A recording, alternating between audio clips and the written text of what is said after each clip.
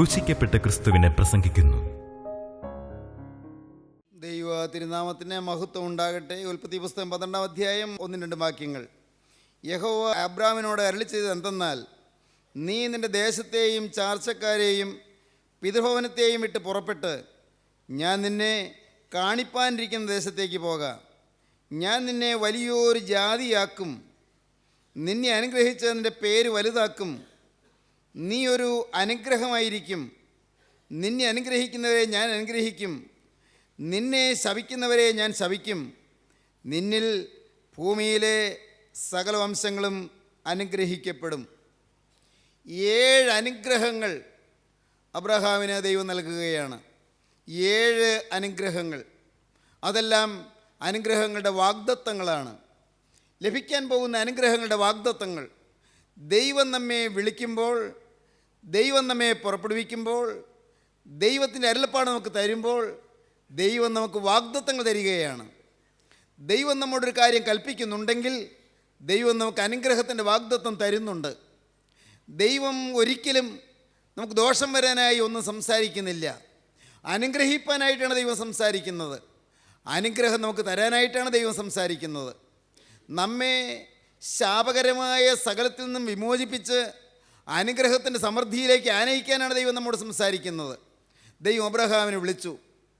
അങ്ങ് Euphrates Tigris നദിക്കക്കരെ Mesopotamian സമതലത്തിൽ അവിടെ വിഗ്രഹങ്ങൾ ഉണ്ടാക്കി ജീവിച്ചു വന്ന ഒരു കുടുംബത്തിൽ അബ്രഹാമിനെ ദൈവം വ്യക്തിപരമായി വിളിച്ചു. ദൈവത്തിൻ്റെ വിളി എപ്പോഴും വ്യക്തിപരമാണ്. ഓരോരുത്തരെയാണ് ദൈവം വിളിക്കുന്നത്. ഒടുവിലത്തെ പുസ്തകത്തിൽ വെളിപ്പാട് പുസ്തകം 3-ാം അധ്യായം 20-ാം വാക്യം നാം വായിക്കുമ്പോൾ അവിടെ നാം കാണുന്നു, അവിടെ ദൈവം വ്യക്തിപരമായിട്ടാണ് വിളിക്കുന്നത്. ഞാൻ വാതിൽക്കൽ നിന്ന് മുട്ടുന്നു. 3-ാം അധ്യായം 20-ാം വാക്യം. ഞാൻ വാതിൽക്കൽ നിന്ന് മുട്ടുന്നു, ആരെങ്കിലും എൻ്റെ ശബ്ദം കേട്ട് വാതിൽ തുറന്നാൽ ഞാൻ അകത്ത് ചെന്ന് ഞാൻ അവനോടും അവൻ എന്നോടും കൂടെ അത്താഴം കഴിക്കും. സഭയോടുള്ള ദൂതാണ്, ലവോദിക്ക സഭയോടുള്ള ദൂതാണ്. എന്നാൽ ലവോദിക്ക സഭയോട് സംസാരിക്കുമ്പോൾ ലവോദിക്ക സഭയിലുള്ള ഓരോ വ്യക്തിയോടും ദൈവം സംസാരിക്കുകയാണ്. ഓരോ വ്യക്തിയെയും ദൈവം വിളിക്കുകയാണ്. ഞാൻ വാതിൽക്കൽ നിന്ന് മുട്ടുന്നു, ആരെങ്കിലും എൻ്റെ ശബ്ദം കേട്ട് വാതിൽ തുറന്നാൽ ഞാൻ അകത്ത് ചെന്ന് ഞാൻ അവനോടും അവൻ എന്നോടും കൂടെ അത്താഴം കഴിക്കും. ആരെങ്കിലും, ഓരോരോ വ്യക്തിയായിട്ടാണ് ദൈവം വിളിക്കുന്നത്. വ്യക്തിയായിട്ടാണ് ഹൃദയം തുറക്കുന്നത്. ദൈവം അബ്രഹാമിനെ വിളിച്ചു, വ്യക്തിപരമായി വിളിച്ചു. അബ്രഹാമിനെ വിളിച്ചിട്ട് പറഞ്ഞു, നീ നിൻ്റെ ദേശത്തെയും ചാർച്ചക്കാരെയും പിതൃഭവനത്തെയും വിട്ട് പുറപ്പെട്ട് ഞാൻ നിന്നെ കാണിപ്പാനിരിക്കുന്ന ദേശത്തേക്ക് പോകാം. പ്രിയപ്പെട്ടവരെ, സാഹചര്യങ്ങളോടുകൂടി പുറപ്പെടാനല്ല ദൈവം പറഞ്ഞത്. കൂടെ ആരെല്ലാം ഈ സമർപ്പണത്തിലേക്ക്, ഈ തീരുമാനത്തിലേക്ക് വരുന്നുണ്ട് എന്ന് നോക്കി കണക്ക് നോക്കിയിട്ട് വരാനല്ല പറഞ്ഞത്. നീ പുറപ്പെടുക എന്നാണ് പറഞ്ഞത്. ഓരോരുത്തരോടും ദൈവം ഇന്നും അതുതന്നെയാണ് പറയുന്നത്. മകനെ, നീ നിൻ്റെ ഹൃദയത്തിൽ പുറപ്പെടുക. നീ നിൻ്റെ ജീവിതത്തിൽ ആയിരിക്കുന്നതായ നിൻ്റെ ചുറ്റുപാടുകൾ വിട്ട് നീ പുറപ്പെടുക. നമ്മുടെ ഭവനം വിടാനല്ല, നമ്മുടെ ജോലി വിടാനല്ല, നമ്മുടെ സാഹചര്യങ്ങൾ വിടാനല്ല, കുടുംബ ബന്ധങ്ങൾ വിടാനല്ല, പ്രിയപ്പെട്ടവർ വിടാനല്ല. പക്ഷേ നീ നിൻ്റെ ഹൃദയത്തിൽ എല്ലാം ആന്തരികമായി ഉള്ളം കൊണ്ട് വിട്ടിട്ട് 1-ാം സ്ഥാനം ജീവനുള്ള ദൈവത്തിൻ്റെ വചനത്തിൽ കൊടുത്തുകൊണ്ട് നീ പുറപ്പെടുക എന്നാണ് പറഞ്ഞത്. 1-ാം സ്ഥാനം, സുപ്രീം പ്രയോറിറ്റി നീ ദൈവത്തിന് കൊടുക്കുക എന്നാണ് പറഞ്ഞത്. നമ്മുടെ ജീവിതത്തിൽ എന്തിനാണ് പ്രയോറിറ്റി? എന്തിനാണ് നമുക്ക് മുൻഗണന? നാം എന്തിനാണ് സുപ്രീം പ്രയോറിറ്റി കൊടുക്കുന്നത്? എന്തിനാണ് മുൻഗണന കൊടുക്കുന്നത്? നമുക്ക് വീടുണ്ട്, നമുക്ക് തൊഴിലുണ്ട്, നമുക്ക് ജീവിത സാഹചര്യങ്ങളുണ്ട്, കൊച്ചു കുടുംബങ്ങളുണ്ട്. ശരി, നമുക്ക് നമ്മുടേതായ പല ചുറ്റുപാടുകളുമുണ്ട്. ഇതൊന്നും വിടാൻ ദൈവം പറയുന്നില്ല. ഇതെല്ലാം നേടാനുള്ള വഴിയാണ് ദൈവം പറയുന്നത്. ഇതിനെല്ലാം നേടിയെടുക്കാനും അതിനെയും കൂടി അനുഗ്രഹത്തിൻ്റെ സമൃദ്ധിയിലേക്ക് ആനയിക്കാനും ഞാനൊരു ചാലായി തീരാനാണ് ദൈവം പറയുന്നത്. ഞാനൊരു ചാനലായി തീരാനാണ് ദൈവം പറയുന്നത്. ഞാൻ അതിനുള്ളതായ ഒരു മുഖാന്തരമായി തീരാനാണ് ദൈവം പറയുന്നത്. എൻ്റെ കുടുംബത്തിലുള്ളവർ, എൻ്റെ പ്രിയപ്പെട്ടവർ, എൻ്റെ ചുറ്റുപാടുമുള്ളവർ, എൻ്റെ സാഹചര്യത്തിലുള്ളവർ, എന്നോട് ബന്ധപ്പെട്ടവർ, എൻ്റെ ചാർച്ചയിലുള്ളവർ എല്ലാം എല്ലാം ചേർന്ന് അനുഗ്രഹത്തിൻ്റെ സമൃദ്ധിയിലേക്ക് എത്തിച്ചേരുവാനാണ് ദൈവം ഞാനെന്ന് പറയുന്ന ഒരു വ്യക്തിയോട് സംസാരിക്കുന്നത്. സ്നേഹിത, നിന്നോട് ദൈവം സംസാരിക്കുന്നത് നിനക്കുള്ളതായ ദൂത ദൈവം തരുന്നത് നിന്നിൽ കൂടി അനേകർക്ക് അനുഗ്രഹമായി തീരുവാനാണ്, അനേകരെ അനുഗ്രഹത്തിലേക്ക് ആനയിക്കാനാണ്. അതാണ് പറയുന്നത്. ദൈവം പറയുകയാണ്, നീ നിൻ്റെ ദേശത്തെയും ചാർച്ചക്കാരെയും പിതൃഭവനത്തെയും വിട്ട് പുറപ്പെട്ട് ഞാൻ നിന്നെ കാണിപ്പാനിരിക്കുന്ന ദേശത്തേക്ക് പോക. ഞാൻ നിന്നെ വലിയൊരു ജാതിയാക്കും. ഒന്ന്, നിന്നെ ഞാൻ വലിയൊരു ജാതിയാക്കും. പേഴ്സണൽ ബ്ലെസ്സിങ്, വ്യക്തിപരമായ അനുഗ്രഹമാണ്. നിന്നെ ഞാൻ വലിയൊരു ജാതിയാക്കും. 2, നിന്നെ ഞാൻ അനുഗ്രഹിക്കും. 3, നിൻ്റെ പേര് വലുതാക്കും. 4, നീ ഒരു അനുഗ്രഹമായിരിക്കും. നിന്നെ അനുഗ്രഹിക്കുന്നത് മാത്രമല്ല, നീ അനേകർക്ക് അനുഗ്രഹമാകും, മറ്റുള്ളവരിലേക്ക് പകരുകയാണ്. നീ ഒരാൾ അനുഗ്രഹിക്കപ്പെടുന്നു, നിന്നെ ഞാൻ അനുഗ്രഹമാക്കി തീർക്കും. നീ മൂലം അനേകർ അനുഗ്രഹിക്കപ്പെടും. നീ ഒരാൾ മൂലം അനേകർ അനുഗ്രഹിക്കപ്പെടും. ദൈവത്തിന് സ്തോത്രം. വിശദമായി പിന്നാൽ പറയാം. നീ ഒരു അനുഗ്രഹമായിരിക്കും. നിന്നെ അനുഗ്രഹിക്കുന്നവരെ ഞാൻ അനുഗ്രഹിക്കും, നിന്നെ ശപിക്കുന്നവരെ ഞാൻ ശപിക്കും. നിന്നിൽ ഭൂമിയിലെ സകല വംശങ്ങളും അനുഗ്രഹിക്കപ്പെടും. നോക്കൂ, ഞാൻ നിന്നെ വലിയൊരു ജാതിയാക്കും. 1, നിന്നെ ഞാൻ അനുഗ്രഹിക്കും. 2, നിൻ്റെ പേര് ഞാൻ വലുതാക്കും. 3, നീ ഒരു അനുഗ്രഹമായിരിക്കും. 4, നിന്നെ അനുഗ്രഹിക്കുന്നവരെ ഞാൻ അനുഗ്രഹിക്കും. ദൈവത്തിന് സ്തോത്രം. നിന്നെ ശപിക്കുന്നവരെ ഞാൻ ശപിക്കും, നിന്നിൽ ഭൂമിയിലെ സകല വംശങ്ങളും അനുഗ്രഹിക്കപ്പെടും. സഹോദരങ്ങളെ, 7 അനുഗ്രഹങ്ങൾ ദൈവം കൊടുക്കുകയാണ്. ദൈവത്തിൻ്റെ വചനം ലഭിക്കുന്ന ദൈവവൈതലിന്, ദൈവത്തിൻ്റെ വചനം അനുസരിക്കുന്ന ദൈവവൈതലിന്, ദൈവത്തിൻ്റെ വചനം പ്രമാണിച്ചത് അനുഷ്ഠിക്കുന്ന ദൈവവൈതലിന് ദൈവം അനുഗ്രഹങ്ങൾ നിറവായി നിറവായി നൽകുകയാണ്. 7 എപ്പോഴും പൂർണ്ണതയെ കാണിക്കുന്നു. പൂർണ്ണമായ അനുഗ്രഹം. ദൈവത്തിന് സ്തോത്രം. 1, വ്യക്തിപരമായി നിനക്കുള്ളതായ അനുഗ്രഹങ്ങളാണ്. എന്തെല്ലാമാണ്? ഞാൻ നിന്നെ വലിയൊരു ജാതിയാക്കും, ഞാൻ നിന്നെ അനുഗ്രഹിച്ച് നിൻ്റെ പേര് വലുതാക്കും, നീ ഒരു അനുഗ്രഹമായിരിക്കും. ഞാൻ നിന്നെ വലിയൊരു ജാതിയാക്കും, നിന്നെ അനുഗ്രഹിച്ച് നിൻ്റെ പേര് വലുതാക്കും, നീ ഒരു അനുഗ്രഹമായിരിക്കും. 4 കാര്യങ്ങൾ അവിടെ പറഞ്ഞിരിക്കുന്നു. ഞാൻ നിന്നെ വലിയൊരു ജാതിയാക്കും, നിന്നെ അനുഗ്രഹിച്ച് നിൻ്റെ പേര് വലുതാക്കും, നീ ഒരു അനുഗ്രഹമായിരിക്കും. അടുത്തത്, നിന്നെ അനുഗ്രഹിക്കുന്നവരെ ഞാൻ അനുഗ്രഹിക്കും, നിന്നെ ശപിക്കുന്നവരെ ഞാൻ ശപിക്കും, നിന്നിൽ ഭൂമിയിലെ സകല വംശങ്ങൾ അനുഗ്രഹിക്കപ്പെടും. നീ ഒരാൾ അനുഗ്രഹിക്കപ്പെട്ട് കഴിഞ്ഞാൽ നിന്നിൽ നിന്ന് ആ അനുഗ്രഹം മറ്റുള്ളവരിലേക്ക് പകരും. ദൈവത്തിന് സ്തോത്രം. അല്പം വിശദമായി പറയേണ്ടതുണ്ട്. ഇവിടെ ഇരിക്കുന്ന നിങ്ങൾ പലരും സാഹചര്യങ്ങളെ പഴി പറയുന്നവരാണ്.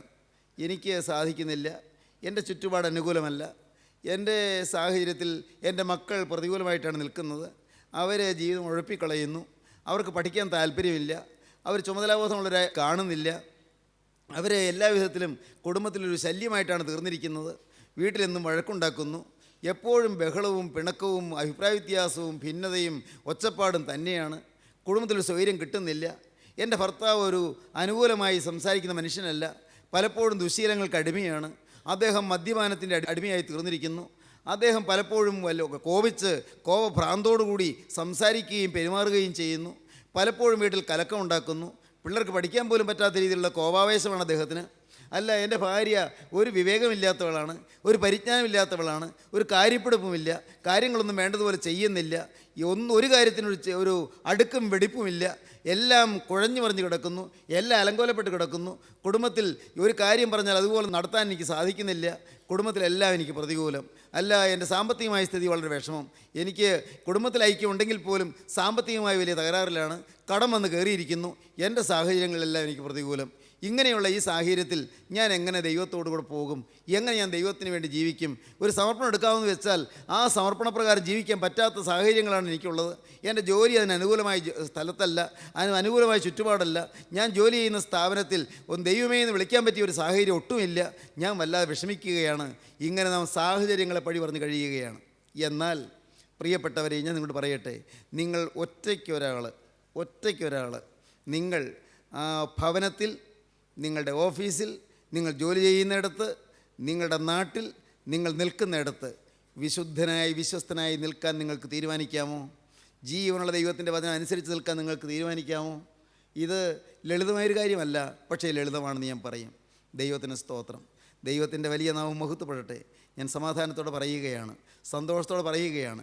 ഇവിടെ ഈ കൂട്ടത്തിലിരിക്കുന്ന ചിലരെങ്കിലും ഈ അനുഭവമുള്ളവരുണ്ട്. ഞാൻ ദൈവത്തെ സ്തുതിക്കുന്നു. ദൈവത്തിന് സ്തോത്രം.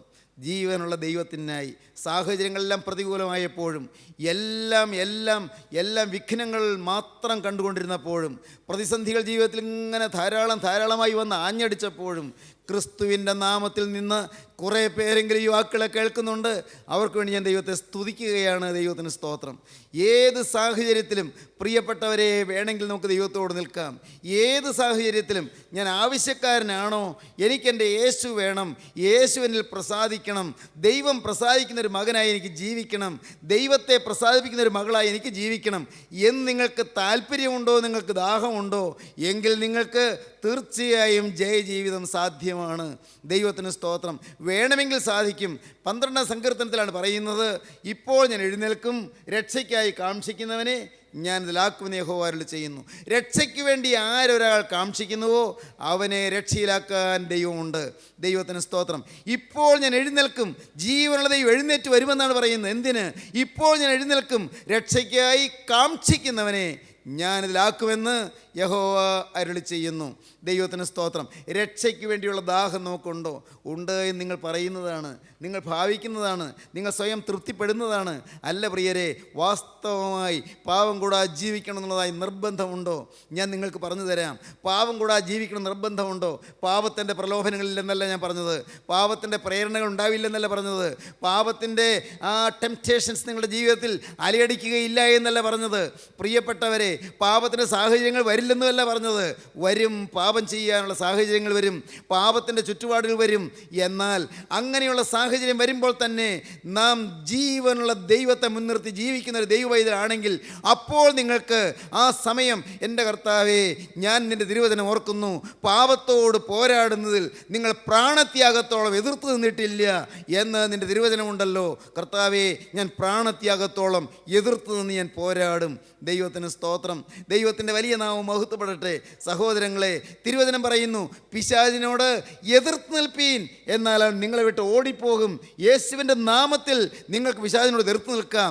നിങ്ങൾക്ക് പാപത്തോട് പോരാടാം. പാപത്തിൻ്റെ പ്രേരണകൾ വരും, സാഹചര്യങ്ങൾ വരും, പാപം നിങ്ങളെ വശീകരിക്കാൻ പരിശ്രമിക്കും, സംശയമില്ല.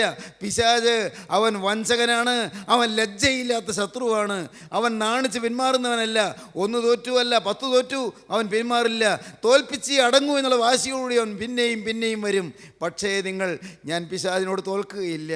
എന്നെ ജയിപ്പിക്കാൻ യേശു എൻ്റെ കൂടെയുണ്ട്. കാരണം ഞാൻ പാപത്തോട് പ്രാണത്യാഗത്തോളം പോരാടാൻ തീരുമാനിച്ചിരിക്കുന്നു. ദൈവത്തിന് സ്തോത്രം. ഒറ്റയ്ക്കൊരാൾ ഇങ്ങനൊരു തീരുമാനത്തോടെ നിൽക്കാൻ പറ്റുമോ? എന്നാൽ നിങ്ങളിൽ നിന്നുകൊണ്ട്, നിങ്ങളൊരു അനുഗ്രഹമാക്കി വെച്ചുകൊണ്ട് അനേകരെ അനുഗ്രഹിപ്പാൻ ദൈവത്തിന് കഴിയും. അങ്ങനെയാണ് അനുഗ്രഹം ചാലുകളായി വളരുന്നു എന്ന് പറയുന്നത്. പ്രിയപ്പെട്ടവരെ, ഏദൻ തോട്ടത്തിൽ നാം ഒരു നദിയെക്കുറിച്ച് കാണുന്നുണ്ട്. ഏദൻ തോട്ടം നനപ്പാൻ ഒരു നദി പുറപ്പെട്ടു. ആ നദി ഏദൻ തോട്ടം നനപ്പാൻ പുറപ്പെട്ട നദിയാണ്. അത് 4 കൈവഴിയായി ഒഴുകി എന്ന് പറയുന്നു. 4 കൈവഴിയായി ഒഴുകി. പീശോൻ, ഗീഹോൻ, ഹിദ്ദക്കൽ, ഫ്രാത്ത് 4 കൈവഴിയായി ഒഴുകി. നാം ഉൽപ്പത്തി പുസ്തകം 2-ാം അധ്യായത്തിൽ വായിക്കുന്നുണ്ട്. ഞാൻ ചോദിക്കട്ടെ, അതിൻ്റെ അർത്ഥം എന്താണ്? അതിൻ്റെ ആത്മീയമായ അർത്ഥം എന്താണ്? നീ ഒരാൾ ക്രിസ്തുവിന് വേണ്ടി ഒരു ചാലായി തീർന്നാൽ അത് കൈവഴിയായി പിന്നെ ഒഴുകാൻ തുടങ്ങും. ദൈവത്തിൻ്റെ വലിയ നാമം മഹത്വപ്പെടട്ടെ. പല കൈവഴികളായി ഒഴുകാൻ തുടങ്ങും. കേൾക്കൂ, ക്രിസ്തുവിന് വേണ്ടി ഒരു ഉറവ് ചാലായി നീ മാറുന്നു. ക്രിസ്തുവിൻ്റെ ജീവൻ്റെ പ്രവാഹത്തിന് വേണ്ടി നീ ഒരാളങ്ങ് വിട്ടുകൊടുക്കുന്നു. നീ ഒരാൾ അങ്ങനെ തോട്ടം നനയ്ക്കാൻ തുടങ്ങുന്നു. അപ്പോഴുണ്ട് അത് കൈവഴിയായി പോകുന്നു. നിൻ്റെ ബന്ധപ്പെട്ടവർ, നിന്നോട് അടുത്തവർ, നിൻ്റെ അരികത്ത് വരുന്നവർ, നിന്നോട് സംസാരിക്കുന്നവർ, നീയുമായി ഇടപെടുന്നവർ, ഓരോരുത്തരായി നനവേൽക്കുന്നു. അങ്ങനെ കൈവഴിയായി ഒഴുകുകയാണ്. ബന്ധപ്പെട്ട വീടുകളിലേക്ക് ഒഴുകുന്നു, ബന്ധപ്പെട്ട വ്യക്തികളിലേക്ക് ഒഴുകുന്നു, നമ്മുടെ പ്രിയപ്പെട്ടവരിലേക്ക് ഒഴുകുന്നു. അനുഗ്രഹം ചാലുകളായി ഒഴുകുകയാണ്. അനുഗ്രഹം പോഷക നദികളായി ഒഴുകുകയാണ്. അനുഗ്രഹം കൈവഴികളായി ഒഴുകുകയാണ്. നാനാഭാഗങ്ങളിലേക്കും അനുഗ്രഹം പ്രവഹിക്കുകയാണ്. ഏദൻ തോട്ടം നനപ്പാൻ ഒരു നദി പുറപ്പെട്ടു. ദൈവത്തിന് സ്തോത്രം. ഏദൻ തോട്ടം നനപ്പാൻ പുറപ്പെട്ട നദി ചാലുകളായി ഒഴുകുന്നു. സ്നേഹിതരെ, ഈ നദി നിങ്ങളിൽ ലഭിച്ചു കഴിഞ്ഞ്, ഈ അനുഗ്രഹം നിങ്ങൾ പ്രാപിച്ചു കഴിഞ്ഞ് കൈവഴികളായി ഒഴുകട്ടെ, അനേകരിലേക്ക് പകരട്ടെ, അനേക ഹൃദയങ്ങളിലേക്ക് ജീവജലം സമൃദ്ധമായി കടന്നു ചെല്ലട്ടെ. അനേകരുടെ ഊഷരമായ മരുപ്പറമ്പുകൾ മനോഹരമായ പൂങ്കാവനങ്ങളായി മാറട്ടെ, അനന്തര ഉദ്യാനങ്ങളായി തീരട്ടെ, അനുഗ്രഹ സമൃദ്ധിയുള്ള ഫലസമൃദ്ധിയുള്ള തോട്ടങ്ങളായി മാറട്ടെ. മാറട്ടെ, ജീവിതം ഫലപ്രദമായി തീരട്ടെ. എന്താണ് വേണ്ടത്? ഞാനൊരാൾ ഒരു നനവൂറുന്ന നദിയായി തീരുക, ഞാനൊരാൾ ജീവജലം ഒഴുകുന്ന ഒരു ചാലായി തീരുക. അബ്രഹാമേ, ഞാൻ നിന്നെ അനുഗ്രഹിക്കും. ദൈവത്തിന് സ്തോത്രം. എന്താണ് പറഞ്ഞത്? ഞാൻ നിന്നെ വലിയൊരു ജാതിയാക്കും. സ്തോത്രം. അബ്രഹാം ഇത് കേൾക്കുമ്പോൾ അബ്രഹാം ഓർത്തു, എൻ്റെ കർത്താവേ, നീ എന്താ ഈ പറയുന്നത്? ഞാൻ ഇപ്പോൾ മക്കളില്ലാത്തവനാണ്, പ്രായമായി, 75 വയസ്സായി കർത്താവേ, 75 വയസ്സ്. നിനക്കറിയാമല്ലോ എനിക്കെത്ര വയസ്സായി എന്ന്. 75 വയസ്സായി. ഇങ്ങനെയുള്ള എനിക്കിനി മക്കളുണ്ടാകാനോ? ഭാര്യയ്ക്ക്, അവൾക്ക് 65 വയസ്സായി. ഈ പ്രായമായി കഴിഞ്ഞാൽ ഞങ്ങൾക്ക് ഇനി മക്കളുണ്ടാകുമോ? ഉണ്ടാകുമെന്നുള്ള പ്രതീക്ഷയൊക്കെ പോയിരിക്കുകയാണ്, ആശയൊക്കെ അസ്തമിച്ചിരിക്കുകയാണ്. പിന്നെ വലിയൊരു ജാതിയാക്കുമെന്ന് പറഞ്ഞാൽ അപ്പോൾ ഇനി അനേകം സന്തതി പരമ്പരകൾ ഉണ്ടാകുമെന്നല്ലേ പറഞ്ഞത്? എന്താണ് കർത്താവ് ഈ പറയുന്നത്? നോ, അബ്രഹാം ചോദ്യം ചെയ്തില്ല. നമ്മളൊക്കെ ഇങ്ങനെ ചിന്തിച്ചു പോകില്ലേ? നമ്മുടെ ബുദ്ധി കൊണ്ട് കണക്കൂട്ടി നോക്കും. നമ്മുടെ ബുദ്ധി കൊണ്ട് ഇങ്ങനെ അപഗ്രഹിച്ച് ഓരോന്നിങ്ങനെ വിശകലനം ചെയ്ത് നമ്മളിങ്ങനെ ചോദ്യം ചെയ്യും. ഇല്ല മോനെ, ഒന്നും ചിന്തിക്കേണ്ട, ഉടയം വരാൻ കൽപ്പിച്ചോ, നിവർത്തിപ്പാൻ അവൻ ശക്തനാണ്. ഹല്ലേലൂയ, ദൈവത്തിന് സ്തോത്രം. ജീവനുള്ള ദൈവം നിന്നോടൊരു വാക്ക് പറഞ്ഞു, ദൈവവൈതലേ നീ വിശ്വസിക്കൂ, അവനെ നിവർത്തിപ്പാൻ ശക്തനാണ്. അവൻ തന്ന വചനം നിവർത്തിപ്പാൻ അവൻ ബന്ധപ്പെട്ടുകൊണ്ടിരിക്കുകയാണ്. അവൻ്റെ ഒരു വചനം നിനക്ക് ലഭിച്ചെങ്കിൽ ആ വചനപ്രകാരം നിന്റെ ജീവിതത്തിൽ അത്ഭുതം പ്രവർത്തിപ്പാൻ അവൻ അതിനെ ഒരുങ്ങിയിരിക്കുകയാണ്, അവനതിനെ ബന്ധപ്പെട്ടുകൊണ്ടിരിക്കുകയാണ്. വചനം നിന്റെ മുമ്പിലേക്ക് സമീപസ്ഥമായി വന്നിരിക്കുകയാണ്. നിന്റെ നാവിൻ്റെ അഗ്രത്തിൽ വചനം തന്നിരിക്കുകയാണ്. വചനം അങ്ങ് ദൂരെ അങ്ങ് ഉയരത്തിലല്ല, അത് താഴെ ആഴങ്ങളിലല്ല. വചനം നിന്റെ സമീപസ്ഥമായിരിക്കുകയാണ്. വചനം നിന്റെ അടുത്ത് വന്നിരിക്കുകയാണ്. അനുഗ്രഹത്തിൻ്റെ സമൃദ്ധിയുടെ വാഗ്ദാനങ്ങൾ നിനക്ക് തരികയാണ്. നീ വിശ്വസിക്കൂ, നീ ഒന്നും ചിന്തിക്കണ്ട, ഒന്നും വിശകലനം ചെയ്യണ്ട. ദൈവവൈതലേ നീ വിശ്വസിക്കൂ, നല്ല ആഗ്രഹങ്ങൾ സാധിച്ചു തരും ദൈവം. നിന്നോട് പറയുന്നു, ദൈവം നിൻ്റെ ഹൃദയത്തിലെ ആഗ്രഹങ്ങളെ നിനക്ക് തരും. ഹല്ലേലൂയ, ദൈവത്തിന് സ്തോത്രം. എന്താണ് ആ വാക്യം? കൊച്ചുനാളിൽ തന്നെ ഞാൻ ആ വാക്യം കാണാൻ പഠിച്ചു. ദൈവം ഹൃദയത്തിലെ ആഗ്രഹങ്ങളെ തരുമെന്ന്. ഞാൻ ആ വാക്യം വെച്ചുകൊണ്ട് പറയും, കർത്താവേ, ഇതെൻ്റെ ഒരു ആഗ്രഹമാണ്, തരണമെന്ന്. എന്തെല്ലാം ചോദിച്ചൊക്കെ തരികയും ചെയ്തു. ഹല്ലേലൂയ, ദൈവത്തിന് സ്തോത്രം. ചോദിച്ചതൊക്കെ തന്നു. എൻ്റെ പ്രിയപ്പെട്ടവരെ, നിങ്ങൾക്ക് അത്ഭുതം, സാർ എന്തെങ്ങനെ ചോദിച്ചൊക്കെ തന്നൊക്കെ ഇങ്ങനെ പറയുന്നത്? എൻ്റെ പ്രിയപ്പെട്ടവരെ, പറഞ്ഞു തരാം. ചോദിച്ചൊക്കെ തന്നു പറഞ്ഞാൽ ഞാൻ ചോദിച്ചതൊന്നും കർത്താവ് വിട്ട് കളഞ്ഞില്ല, എല്ലാം തന്നു. മറ്റുള്ളവർ നോക്കുമ്പോൾ തിന്മയാണ് തോന്നിയ കാര്യങ്ങളിൽ പോലും എല്ലാം നന്മയ്ക്കാക്കി തീർത്ത് കർത്താവ് തന്നു. എല്ലാം നന്മയ്ക്ക്. പ്രതികൂല സാഹചര്യങ്ങൾ വന്നത് നന്മയ്ക്കായി ദൈവം തീർത്തു തന്നു. രോഗം വന്നത് നന്മയ്ക്കായി ദൈവം തീർത്തു തന്നു. പ്രതിസന്ധികൾ വന്നത് നന്മയ്ക്കായി ദൈവം തീർത്തു തന്നു. എതിർപ്പുകൾ വന്നത് നന്മയ്ക്കായി ദൈവം തീർത്തു തന്നു. തെറ്റിദ്ധാരണകൾ പെരുകിയത് നന്മയ്ക്കായി ദൈവം തീർത്തു തന്നു. പ്രിയപ്പെട്ടവരെ, പറയട്ടെ, എല്ലാം നന്മയ്ക്ക്. എൻ്റെ സഹോദരങ്ങളെ, നിങ്ങൾ വിശ്വസിക്കൂ, ദൈവം എല്ലാം നന്മയ്ക്കാക്കി തീർത്തു തരുന്നു. തിരുവചനം പറയുന്നു, യഹോവയുടെ കണ്ണ് തങ്ങൾ ഏകാഗ്രചിത്തന്മാരായിരിക്കുന്നവർക്ക് വേണ്ടി തന്നെത്താൻ ബലവാനെന്ന് കാണിക്കേണ്ടതിന് ഭൂമിയിലൊക്കെയും ഊടാടിക്കൊണ്ടിരിക്കുന്നു. യഹോവയുടെ കണ്ണ് ഭൂമിയിലൊക്കെയും ഊടാടിക്കൊണ്ടിരിക്കുന്നു. എന്തിന്? തങ്ങൾ ഏകാഗ്രചിത്തന്മാരായിരിക്കുന്നവർക്ക് വേണ്ടി തന്നെത്താൻ ബലവാനെന്ന് കാണിക്കേണ്ടതിന്. സ്തോത്രം. എൻ്റെ കർത്താവേ, ദൈവത്തിൻ്റെ വഴികൾ എത്ര മനോഹരം. ഈ തങ്കൽ ഏകാഗ്രചിത്തന്മാരായിരിക്കുന്നവർക്ക് വേണ്ടി, ദൈവത്വത്തിന് ഏകാഗ്രതയോടെ മനസ്സുകൊണ്ട് ഓർത്തുകൊണ്ടിരിക്കുന്നവർക്ക് വേണ്ടി തന്നെത്താൻ ബലവാനെന്ന് കാണിക്കേണ്ടതിന്, തെളിയിക്കേണ്ടതിന് യഹോവയുടെ കണ്ണ് ഭൂമിയിലൊക്കെയും ഊടാടിക്കൊണ്ടിരിക്കുന്നു. എല്ലായിടത്തും ഊടാടിക്കൊണ്ടിരിക്കുകയാണ്. ദൈവം നോക്കിക്കൊണ്ടിരിക്കുകയാണ്. ആരിലാണ് എൻ്റെ പ്രവൃത്തി വെളിപ്പെടുത്തേണ്ടത്? എൻ്റെ പ്രവൃത്തി വെളിപ്പെടുത്താൻ തക്കവണ്ണം ഏകാഗ്രതയോടിരിക്കുന്നത് ആരുണ്ട്? എൻ്റെ പ്രവൃത്തി വെളിപ്പെട്ട് കിട്ടത്തക്കവണ്ണം ഏകാഗ്രതയോടിരിക്കുന്നത്. ദൈവത്തിന് സ്തോത്രം. യഹോവയുടെ കണ്ണ് തങ്ങൾ ഏകാഗ്രചിത്തന്മാരായിരിക്കുന്നവർക്ക് വേണ്ടി തന്നെത്താൻ ബലവാനെന്ന് കാണിക്കേണ്ടതിന് ഭൂമിയിലൊക്കെയും ഓടാടിക്കൊണ്ടിരിക്കുന്നു. എൻ്റെ ദൈവത്തിന് സ്തോത്രം. സ്നേഹിതരെ, ഈ നല്ലവനായ ദൈവം, കാരുണ്യവാനായ ദൈവം അബ്രഹാമിനോട് പറഞ്ഞു, ഞാൻ നിന്നെ വലിയൊരു ജാതിയാക്കും. ദൈവത്തിന് സ്തോത്രം. പിന്നെ അടുത്ത വാക്യം, നിന്നെ ഞാൻ അനുഗ്രഹിച്ച് നിൻ്റെ പേര് വലുതാക്കും. നിൻ്റെ പേര് വലുതാക്കും. നിന്നെ അനുഗ്രഹിച്ച് നിൻ്റെ പേര് ഞാൻ വലുതാക്കും. നിന്നെ അനുഗ്രഹിച്ച് നിൻ്റെ പേര് വലുതാക്കും. ദൈവത്തിന് സ്തോത്രം. ഉൽപ്പത്തി പുസ്തകം 11-ാം അധ്യായം 4-ാം വാക്യം ഒന്ന് വായിക്കാമോ? ഉൽപ്പത്തി പുസ്തകം 11-ാം അധ്യായം 4-ാം വാക്യം. മനുഷ്യൻ പേര് വലുതാക്കാൻ ശ്രമിക്കുന്നവനാണ്, പേരുണ്ടാക്കാൻ ശ്രമിക്കുന്നവനാണ്. മാനുഷികമായ ശ്രമങ്ങളുണ്ട്, പേരുണ്ടാക്കാനുള്ള പരിശ്രമമുണ്ട്. ഉൽപ്പത്തി പുസ്തകം 11-ാം അധ്യായം 4-ാം വാക്യം. വരുവീൻ, നാം ഭൂതലത്തിലൊക്കെയും ചിതറിപ്പോകാതിരിക്കാൻ ഒരു പട്ടണവും ഒരു പട്ടണം ഉണ്ടാക്കുക, ആകാശത്തോളം എത്തുന്ന ഒരു ഗോപുരവും പണിക, ആകാശത്തോളം എത്തുന്ന ഒരു ഗോപുരവും പണിയുക, നമുക്ക് ഒരു പേരുമുണ്ടാക്കുക എന്ന് അവർ പറഞ്ഞു. നമുക്കൊരു പേരുണ്ടാക്കുക എന്ന് പറഞ്ഞു. മനുഷ്യൻ നമുക്കൊരു പേരുണ്ടാക്കുക എന്ന് പറഞ്ഞു. പ്രിയപ്പെട്ടവരെ, മനുഷ്യൻ പേരുണ്ടാക്കിയാൽ പേര് നിലനിൽക്കുകയില്ല, അത് തകർന്നു പോകും. ആ ഗോപുരം തകർന്നു പോകും. മനുഷ്യൻ്റെ ഭാവനയിൽ നെയ്തെടുത്ത ഗോപുരം ഉടഞ്ഞുപോയി. മനുഷ്യൻ്റെ ഭാവനയിൽ, മനുഷ്യൻ്റെ ചിന്താഗതിയിൽ കൊരുത്തെടുത്ത പേരുണ്ടാക്കാനുള്ള പ്രയത്നം തകർന്നുപോയി. ബാബേൽ ഗോപുരം ഇടിഞ്ഞുപോയി. ദൈവത്തിന് സ്തോത്രം. എന്തിനായിരുന്നു അത് ആ പേരുണ്ടാക്കുന്നത്? നാം ഭൂമിയിലൊക്കെയും ചിതറിപ്പോകാതിരിപ്പാൻ. ദൈവം പറഞ്ഞതോ, ദൈവത്തിൻ്റെ ആദികൽപ്പന എന്താണ്?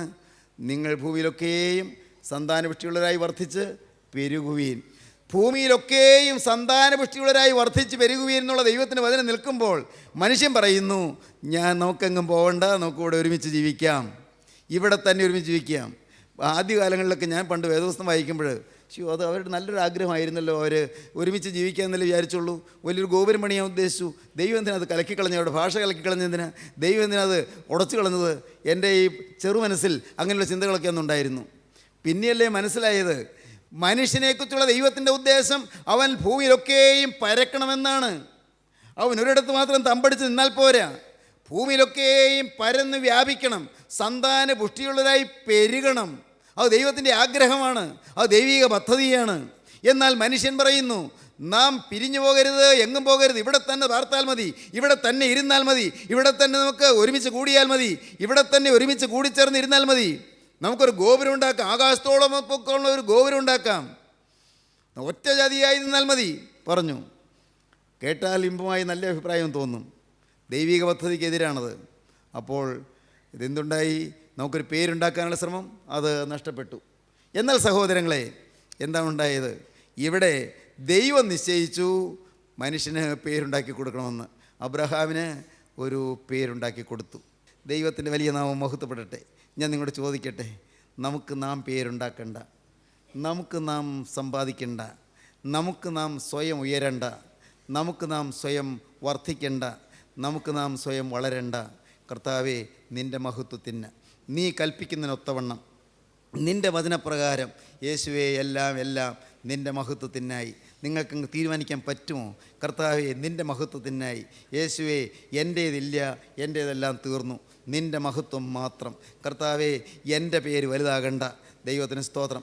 അങ്ങനെ നാം നമ്മെ തന്നെ താഴ്ത്തുമ്പോൾ അപ്പോഴാണ് ദൈവം പറയുന്നത്, ഞാൻ നിന്നെ വലിയൊരു ജാതിയാക്കും, നിന്നെ അനുഗ്രഹിച്ച് നിൻ്റെ പേര് വലുതാക്കും. ദൈവത്തിന് സ്തോത്രം.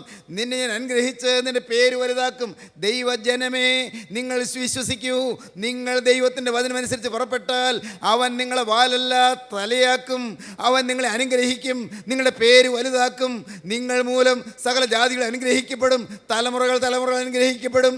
ജീവനുള്ള ക്രിസ്തുവിൻ്റെ വചനം നിങ്ങളുടെ ഹൃദയത്തിലേക്ക് കടന്ന് ഇന്ന് നിങ്ങൾക്ക് പുതിയ സമർപ്പണം എടുക്കാൻ കൃപ തരട്ടെ. അനുഗ്രഹത്തിൻ്റെ സമൃദ്ധിയിലേക്ക് നിങ്ങൾക്ക് വളരാൻ ഇടയാകട്ടെ. ദൈവകരുണയിലേക്ക് നമ്മെ തന്നെ സമർപ്പിക്കാം. നമുക്ക് പ്രാർത്ഥിക്കാം. കരുണയുള്ള കർത്താവേ, ഈ നല്ല മനോഹരമായ സമയത്തിനായി ഞങ്ങൾ നിന്നെ സ്തുതിക്കുന്നു, ഞങ്ങൾ നിന്നെ സ്തോത്രം ചെയ്യുന്നു. വചനം കേട്ട എല്ലാവരെയും എൻ്റെ നാഥാതൃക്കരം നീട്ടി ആശീർവദിക്കണമേ. കർത്താവേ, നിൻ്റെ തിരുവചനം കേൾക്കാനും, തിരുവചനം ശ്രദ്ധിക്കാനും, തിരുവചനം അനുസരിക്കുവാനും, തിരുവചനം വിശ്വസിച്ച പ്രകാരം ജീവിപ്പാനും നിന്റെ മക്കൾക്ക് ഭാഗ്യം നൽകണമേ. എല്ലാവരെയും വാഴ്ത്തണമേ, തിരുനാമം മഹത്വപ്പെടുത്തണമേ. യേശുക്രിസ്തുവിൻ്റെ വിലയേറിയ നാമത്തിൽ തന്നെ. ആമീൻ.